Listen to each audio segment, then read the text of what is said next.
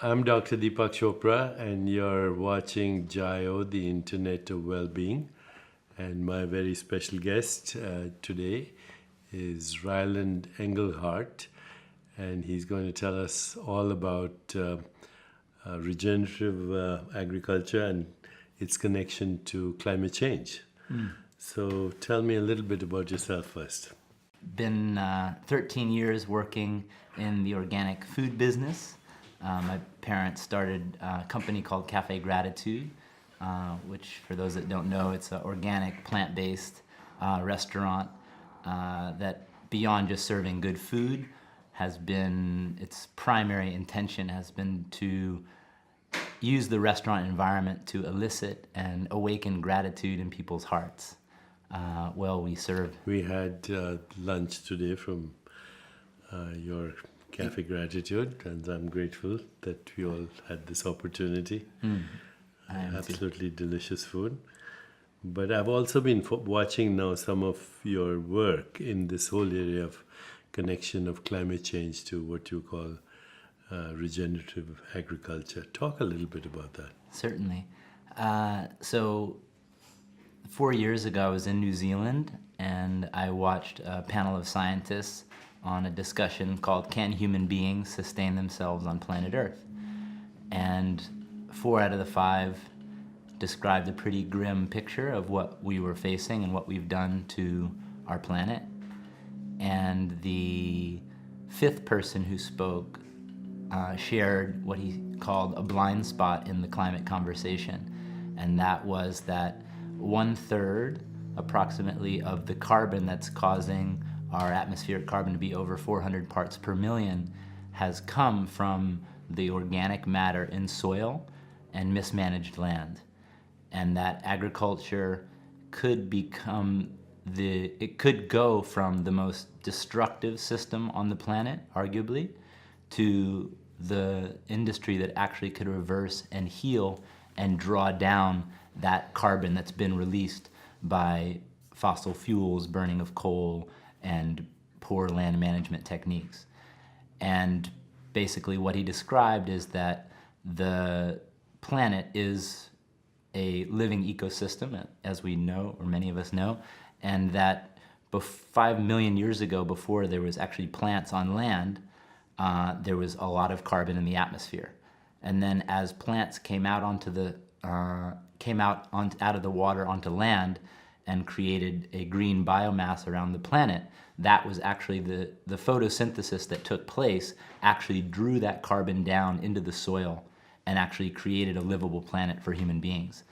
So you were saying to me earlier that the soil should be thought of as a living organism, which it is, minus its biology. It's what we call a geological plate, if nothing else, right? That's right. So we don't think of soil as a living organism. In fact, we've been killing the life of the soil with all the chemicals that are put into fertilizers, insecticides, industrial food production. And if we were to regenerate the soil, make it living again, Yes. that would suck out the carbon from the atmosphere and help reverse climate change. That's right. So how do we go about creating a living soil again? There's the approach that we've taken, which we've started a nonprofit, which I'm very passionate about, which is called Kiss the Ground, inspired by Rumi. Yes, the poem of Rumi. Yes. Let the beauty you love be all that you do. There's hundreds of ways to kneel and kiss the ground. Wow. So there's hundreds of ways that we can kneel and love the earth and kiss the ground. Regenerative agriculture is the one that I see as most helpful and most hopeful. And as you said, it really is about bringing life back to the soil. And some of the basic tenets of regenerative agriculture is keeping the soil covered.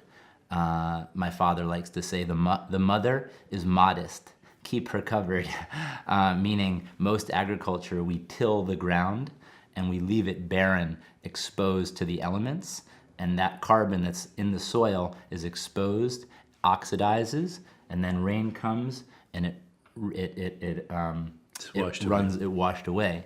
So always keeping the soil covered, using biodiversity. Mostly we've turned agriculture into just growing the same thing every year after year after year after year, and ultimately that erodes the life in the soil, and then ultimately the land becomes desertified.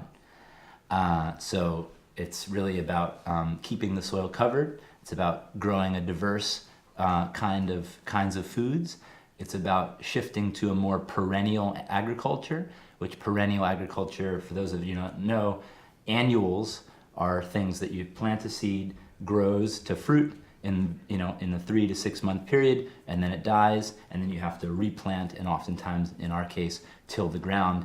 So it requires a lot of disruption and disturbance in the soil, where a perennial is one seed grows a bush or a tree that could give us fruit or food for year after year for hundreds, even some species of trees, thousands of years off of one seed, with very little input into the soil, very little disturbance, and very little work.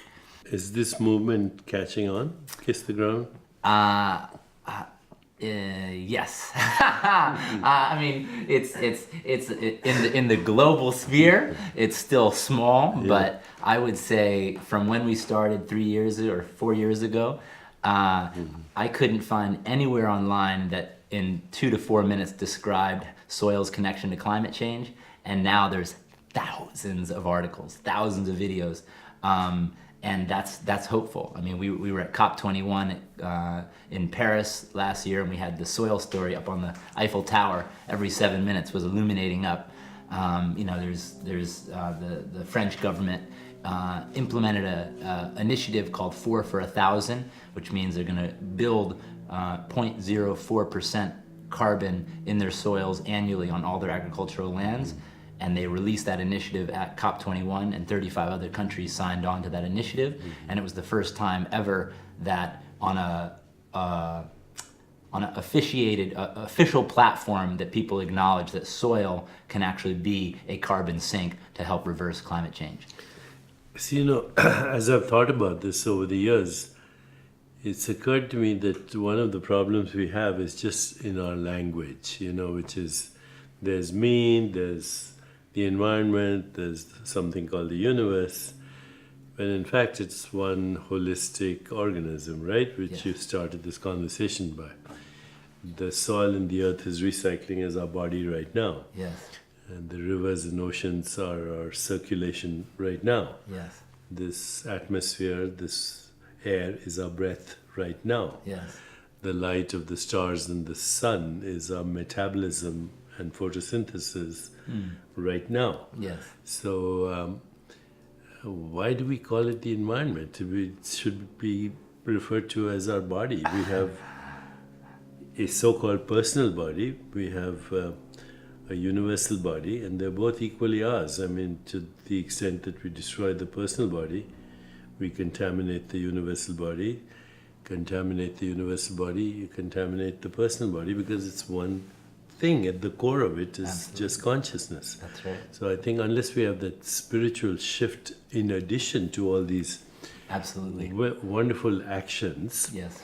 but actions that come from a shift that changes our perception of who we are, changes the way we think about it, feel about it, and be it, it's still a struggle. But once that shift is there, that shift in consciousness, which is both cognitive and perceptual, I think this is the only way to reverse climate change. It's a spiritual journey as well as any other journey. Otherwise, we're risking a mass extinction, which will be based on human action. The last mass extinction was 65 million years ago, when dinosaurs were wiped out and we were the product. It happened because a meteorite fell, caused a thermonuclear explosion. But if there's a next extinction, it'll be because we lost connection with our source. So you have a movie, there's a film on this?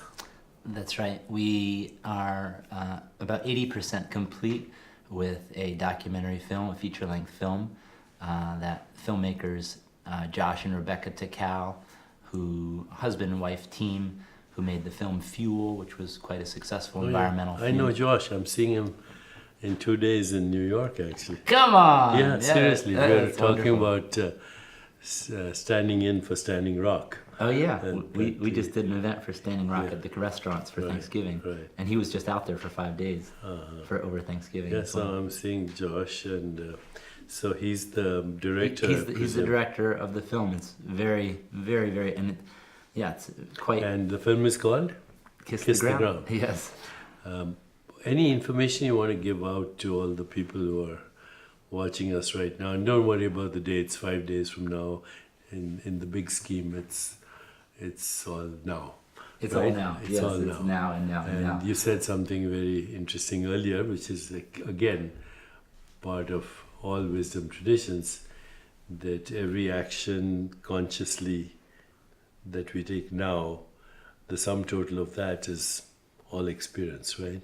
Yeah, I think what I said. Our life is a picture of our mind, and what we put our attention on in this now moment creates our experience. And that's all there is, life and experience of life, existence, Yes. and the awareness of existence. Everything else is a story. That's Yeah, right. right. So, how can people find out more right now? Can they go to a website? Kisstheground.com, kissthegroundca for our Instagram, and we'll be sharing all the details about the film and the release of the film, and all the different campaigns that we will be initiating through those platforms. One speaks to what you spoke about a little bit earlier. One of our campaigns is going to be about changing the definition of nature, because right now Webster's dictionary of definition of nature is plants, animals, and landscapes, opposed to humans and human creation. Opposed to human, every breath comes from nature. Every meal comes from nature. Everything, and we're separate. We've literally wrote ourselves out of the definition, and then we wonder why we're killing the very thing that will sustain our life. We've created a human universe. It's a construct, and whilst it's given us jet planes and the internet, it's also destroyed our soul. That's what is called, what good does it do a man to gain the world but lose his soul? We've sacrificed the self for the selfie. Yeah, oh my Right? God. I know. My favorite, I had this insight, was like, as we became the selfie generation, I was like, hashtag deny thy selfie. Yeah, that's it. The hashtag deny thy selfie. Do something for the earth and for another, not yourself, please. Not for yourself, because you are the yeah, that's right. You are the universe. Yes. Let's close with that Rumi poem. Can you recite it slowly? Sure. Let the beauty you love be all that you do. There's hundreds of ways to kneel and kiss the ground. Thank you. Thank you.